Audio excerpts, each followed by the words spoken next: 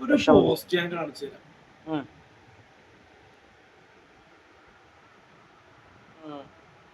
വായിച്ചേ. ഒരു നടൻ ആണെങ്കിൽ നടി മരിക്കുമ്പോൾ ഷോ കാണിക്കാൻ മാത്രം ചിലർ പോകും. ആര് മരിച്ചാലും സ്ഥിരം കുറ്റം. അത് പോയി പോയി. പറഞ്ഞു എന്തായാലും കാര്യം. ബാദുഷ, സലീം കുമാർ, മച്ചപ്പ, അലൻ ജോസ് പെരേര, ശ്രീലക്ഷ്മി എക്സെട്ര ഉള്ളവർ മരിച്ച ആൾ ആണെന്ന് പോലും അറിയാതെ ക്യാമറ വരാൻ മാത്രം ഇങ്ങനെ സാഹചര്യം. ഇത് ഉപയോഗിച്ച് മോശമാണെന്ന് മനുഷ്യത്വം. മനസ്സിലായി.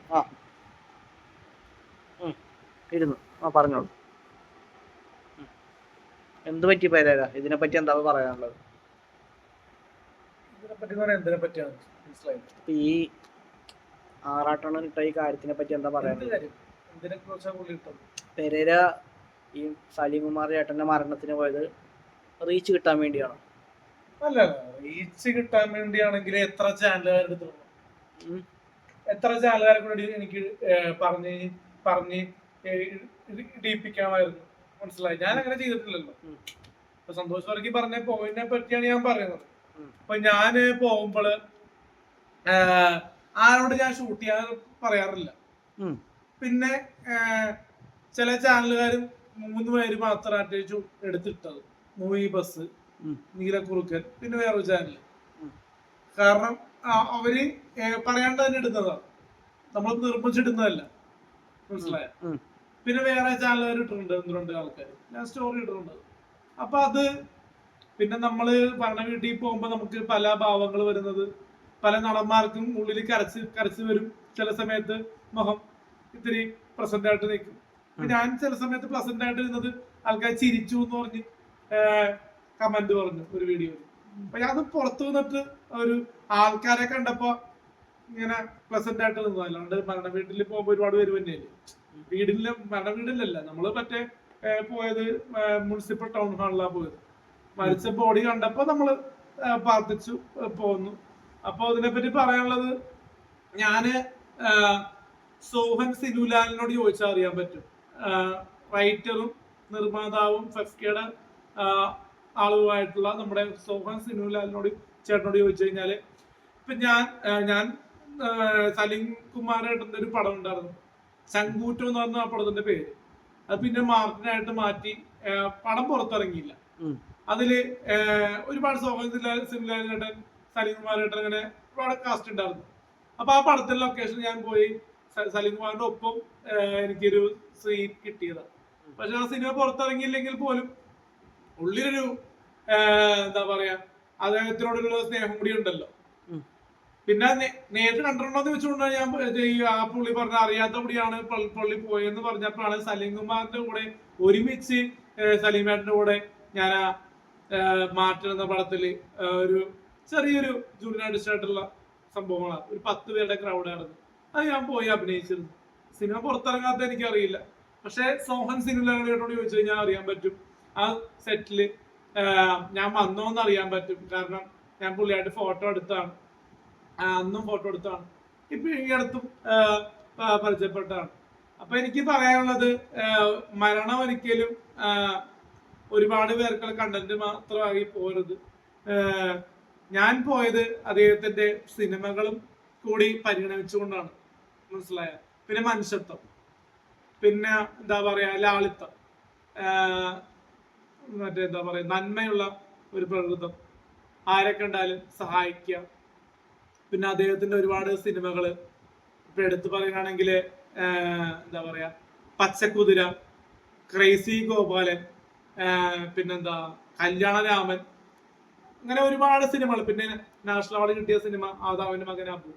ഇതൊക്കെ നമ്മളെ കരയിപ്പിച്ച സിനിമകളാണ്. ഒടുവിൽ പുറത്തിറങ്ങിയ ബബ്ബയിൽ വരെ അദ്ദേഹത്തിന്റെ സാന്നിധ്യം നമുക്ക് മുന്നിലുണ്ട്.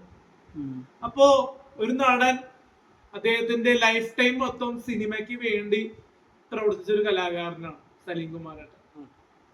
കാരണം മീശമാധവനിലെ വക്കീൽ വേഷമാണെങ്കിലും പിന്നെ ക്യൂവിന്, ഒരുപാട് സിനിമകളിൽ വലുതും ചെറുതുമായിട്ടുള്ള വേഷങ്ങൾ. പുലിവാൽ കല്യാണം എന്ന് പറഞ്ഞ സിനിമയില് ജേട്ടൻ പറഞ്ഞിരുന്നു കഴിഞ്ഞ ഇന്റർവ്യൂല്, സലീമേട്ടനാണോ അതിലെ നായകൻ, ഞാനല്ല.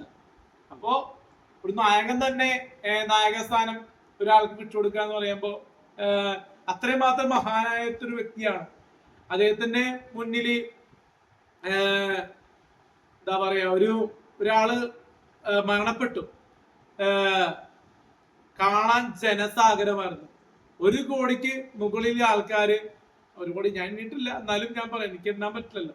അപ്പൊ ഞാൻ ലക്ഷക്കണക്കിന് ആൾക്കാരും കോടിക്കണക്കിന് ജനങ്ങളാണ് ഇന്നലെ ആ ഒരു മരണാന്തര കർമ്മങ്ങൾ കാണാൻ വീടുകളിലും പിന്നെ എന്താ പറയാ ആ ഹാളിലും വന്നത്. Municipal town hall Paravur. ഞാൻ ചോദിച്ചോട്ടെ സുഹൃത്തുക്കളെ, ഈ ക്യാമറമാന്മാര് ഈ പെങ്ങന്മാരെ ഷൂട്ട് ചെയ്യില്ല എന്ന് പറയുന്നുണ്ട്. എന്റെ പെങ്ങളും പോയിരുന്നു, പെങ്ങളെ ഷൂട്ട് ചെയ്തില്ല. ഞാൻ ഓൾറെഡി ഫെയിമായിട്ട് നിൽക്കുന്ന ഒരാളായത് രീതിയിലാണ്. അപ്പോ എന്നെ ആൾക്കാരെ ഷൂട്ട് ചെയ്തിടുന്നതിന് നമ്മളൊന്നും പറയാൻ പറ്റില്ല. എന്റെ പേരിൽ എന്റെ ഒരു ഇൻസ്റ്റാഗ്രാമിൽ ഞാൻ എന്റെ വീഡിയോ ഞാൻ പോസ്റ്റ് ചെയ്തിട്ടില്ല. ഞാൻ എടുത്തൊരു വീഡിയോ ഞാൻ പോസ്റ്റ് ചെയ്തു, അത് രമേശ് ചേട്ടന്റെ പിന്നെ സോഹൻ ചേട്ടന്റെ ഒക്കെ വീഡിയോ ഉണ്ട്, മുഖ്യമന്ത്രിയുടെ വീഡിയോ ഉണ്ട്, ഞാൻ പോസ്റ്റ് ചെയ്തു. അതൊക്കെ നമ്മള് എന്താ പറയാ, അവരെ നേരിട്ട് കാണുന്ന സമയത്താണ്. അതുകൊണ്ട് അവരുടെ ഒരു കുറച്ച് എന്താ പറയുക ഒതുങ്ങി നിന്നിട്ടാ നമ്മള് എല്ലാവരും ഷൂട്ട് ചെയ്യുന്നു ക്യാമറ വെച്ച്. അപ്പൊ നമ്മൾ പുറത്ത് നിന്നപ്പോ നമ്മളല്ലാണ്ട് അകത്ത് കയറിയിട്ട് ക്യാമറ ഓൺ ചെയ്തിട്ട് നമ്മള് ഷൂട്ട് ചെയ്തിട്ടില്ല. അവിടെ പുറത്ത് നിന്നപ്പോ ഒരുപാട് പൊതുജനങ്ങളും ക്യാമറ ഓൺ ചെയ്തു. അപ്പൊ അതുകൊണ്ട് അതല്ലാണ്ട് മീഡിയ എന്ന രീതിയിൽ മാത്രമല്ല. അപ്പൊ അതുകൊണ്ട് ഒരു സ്നേഹം. അപ്പോ എനിക്ക് പറയാനുള്ളത് ഇത്ര മാത്രമേ ഉള്ളൂ. ഞാൻ ഒരു സാധാരണക്കാരൻ്റെ അവിടെ നിന്നത്. ഞാൻ സാധാരണക്കാരുടെ നിലയിലൂടെയാണ് ഞാൻ നടന്നു പോയത്. കാരണം ഒരുപാട് സിനിമാക്കാർക്ക് എന്നെ അറിയാമെങ്കിലും പോലും എന്നെ ആരും VIP എൻട്രിയിലൂടെ കടത്തിവിട്ടില്ല. സാധാരണ VIP എൻട്രിയിലൂടെയൊക്കെ കാണാൻ പോകാറുണ്ടായിരുന്നു, ഇറങ്ങാറുണ്ടായിരുന്നു. പക്ഷെ ഈ പ്രാവശ്യം കുറെ കൂടി കയറേണ്ട അവസ്ഥ വന്നു. പക്ഷെ ഒരു നടനെ കാണാൻ പറ്റി. ഞാൻ ചോദിച്ചോട്ടെ സുഹൃത്തുക്കളെ, എന്റെ യൂണിവേഴ്സിലുള്ള എന്റെ കൂടെ നടന്ന് സിനിമയ്ക്ക് അഭിനയിക്കാൻ താല്പര്യമുണ്ട്, സിനിമ ഭയങ്കര പാഷനാണ്, തലയാണ് എന്ന് പറയുന്ന എത്ര പേർക്ക് അവിടെ വരാൻ തോന്നി? ആരുടെ ഞാൻ പേരെടുത്ത് പറയുന്നില്ല. എന്റെ കൂടെ സിനിമ നടനാകണം എന്ന് പറഞ്ഞ് നടക്കുന്ന പല ആൾക്കാരുമുണ്ട്. സിവിൽ എന്തിനായി തീരണമെന്ന് പറഞ്ഞ ആൾക്കാർ, മനസ്സിലായ? അപ്പൊ അവരെ ആരും എന്തുകൊണ്ട് സലീമേട്ടന്റെ പോലും സലീമേട്ടൻ മരിച്ചപ്പോ വന്നില്ല അവിടെ കാണാനായിട്ട് അവസാനം ഒരു നോക്ക്. കാരണം ഒരുപാട് പേര് വീഡിയോ ചെയ്യുന്നത് ഞാൻ കണ്ടു. അപ്പൊ ഞാൻ ചോദിച്ചോട്ടെ, നിങ്ങൾ എന്തിനാണ് വീഡിയോ ചെയ്യുന്നത്? അവിടെ വന്ന് അദ്ദേഹത്തിനെ കാണാനുള്ള ഒരു നിങ്ങൾ പല വീഡിയോകളും ചെയ്യുന്നു, റീച്ച് ആവുന്നു. അപ്പോ പ്രോഗ്രാമില്ലെന്നൊക്കെ പലരോടും പറയുന്നു, അങ്ങോട്ടും ഇങ്ങോട്ടും. പല കൂട്ടുകാരന്മാരും അങ്ങോട്ടും ഇങ്ങോട്ടും പ്രോഗ്രാമില്ല എന്ന് പറയുന്നു. അപ്പോ ഞാൻ ചോദിച്ചോട്ടെ, ഇതുപോലുള്ള ചടങ്ങുകളിലും കൂടി പങ്കെടുക്കണം, എന്നാലേ ഒരു എന്താ പറയാ കലാകാരനാകുള്ളൂ. കലാകാരൻ എന്ന് പറഞ്ഞാൽ സാധാരണ ജനങ്ങൾ വന്നു. കാരണം ഞാൻ ഓർത്തത്, ഇന്നലെ ഞാൻ കണ്ടവരിൽ ഒരാള് എന്റെ കൂടെ വർക്ക് ചെയ്തിട്ടുള്ള സാവിത്രിയുടെ കൊലക്കേസ് എന്ന് പറഞ്ഞ ഷോർട്ട് ഫിലിം, ആ ഷോർട്ട് ഫിലിമിലെ ഒരു സാധാരണ ക്യാരക്ടർ ആയിട്ടുള്ള നടി, പബ്ലിക് ആയിട്ടുള്ള ഒരു ചോദ്യം ചെയ്യാനായിട്ട് നിൽക്കുന്ന ദൃക്സാക്ഷി ഉണ്ടല്ലോ, അങ്ങനത്തെ റോളിൽ വന്നൊരു പെൺകുട്ടി അവിടെ വന്നിരുന്നു. പേര് എനിക്ക് ഓർക്കണില്ല, ഞാൻ ബൈഹാർട്ട് വെക്കാത്തോണ്ട്. അപ്പോ അങ്ങനെ ഒരു സാധാരണക്കാരിക്ക് വരെ അവിടെ വരാമെങ്കിൽ, കാരണം എന്റെ കൂടെ ഷോർട്ട് ഫിലിമിൽ വർക്ക് ചെയ്തിട്ടുള്ള നായികക്കൊപ്പം കോമ്പിനേഷനുള്ള ഡയലോഗ്, നായികക്കൊപ്പം എന്റെ ഒപ്പം എന്റെ സാവിത്രിയുടെ കൊലക്കേസ് ഡയലോഗുള്ള ഒരു വ്യക്തിക്ക് വരാമെങ്കിൽ എന്തുകൊണ്ട് മറ്റുള്ളവർക്ക് വരുന്നില്ല? ഈ പോസ്റ്റുകൾ എഴുതുന്ന സന്തോഷ് വർക്കി എന്തുകൊണ്ട് വരുന്നില്ല?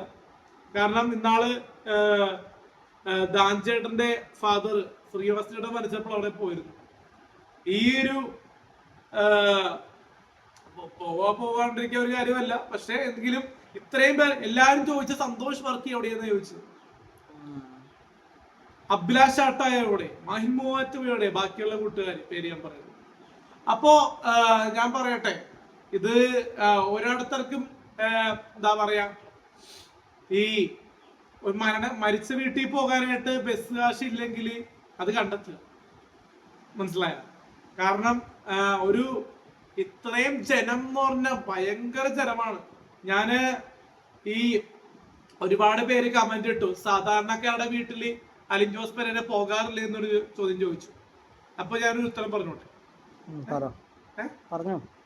അപ്പൊ അതിനെപ്പറ്റി പറയാം. സാധാരണക്കാരുടെ വീട്ടില് ക്യാമറ, മീഡിയ ഉണ്ടാകാറില്ല. സെലിബ്രിറ്റി ആയിട്ടുള്ള നടന്മാരുടെ വീട്ടിലാണ് ക്യാമറ. പിന്നെ ക്യാമറ ഉണ്ടെന്ന് അറിഞ്ഞിട്ടും പോയിട്ടും ഞാന് ഒരു സീരിയൽ നടന്റെ മരണ വീട്ടിൽ ഞാൻ പോയിരുന്നു. ഒറ്റ വീഡിയോ പോലും പ്രചരിച്ചില്ലല്ലോ. മനസ്സിലായ? ഞാൻ പോകുന്ന എല്ലാ മരണ വീട്ടിലും എല്ലാ സിനിമാ നടനും സീരിയൽ നടന്മാരെന്നുള്ള സീരിയലും കൂടി ഉൾപ്പെടുമല്ലോ. അപ്പൊ ഒരു സീരിയൽ നടന്റെ വീട്ടിൽ പോയപ്പോ ഒറ്റ ക്യാമറ നമ്മളെ പോയത് ഷൂട്ട് ചെയ്തിരുന്നില്ലല്ലോ, റിലീസ് ആകില്ലല്ലോ. ഒരുപാട് പേര് അവിടെ ക്യാമറ ഓൺ ആക്കിയിരുന്നു, റിലീസ് ആക്കി.